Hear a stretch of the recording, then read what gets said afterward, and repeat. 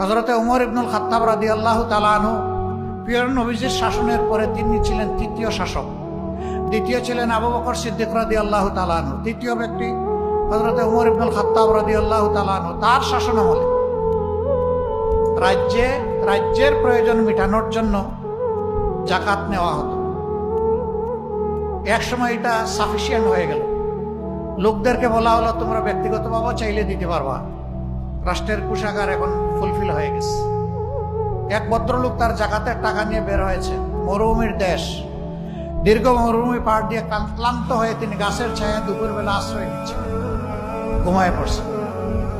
সেখানে তখন কেউ ছিল না। উটটি রশি দিয়ে শক্ত করে গাছের সাথে বেঁধে তিনি ঘুমায় পড়ছেন। মাথার নিচে জাকাতের টাকার পুটলা। ঘুম থেকে উঠে দেখেন তার পাশে আরেকজন ঘুমাচ্ছে। সেই লোকটা ধূসর ময়লা কাপড় নিয়ে ঘুমাচ্ছে, হালকা একটা বালিশে মাথা রেখে। তার অন্তর খুশিতে উজ্জ্বল হয়ে উঠল, ফুলে উঠল যে এতক্ষণে ঠিকানা পেয়ে গেছি, এখন ভার মুক্ত হতে পারবো। নিশ্চয়ই এই লোকটা অভাবী, তার চেহারা দেখে মনে হচ্ছে জাকাতের টাকা তাকে দিয়ে আমি মুক্তি পেয়ে যাব। তিনি বসে বসে অপেক্ষা করছেন। লোকটার যখন ঘুম ভাঙলো, সালাম দিলেন। সে লোক বলল, আপনি? বললেন যে আমি আপনার মতোই আল্লাহর এক বান্দা।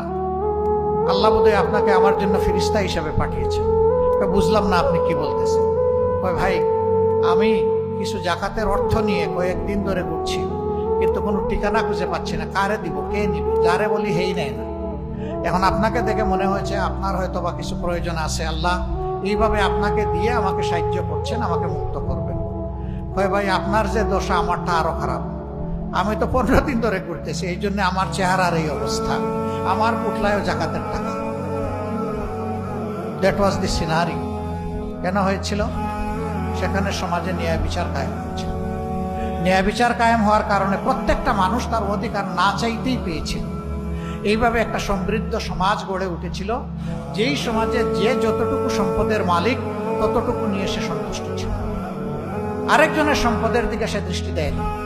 আমাদের আফসোস, আমি সবার কথা বলছি না, কিন্তু সাধারণ মানুষ, সমাজের অতি সাধারণ মানুষ সমাজের বড় ক্ষতি করে না ভাই।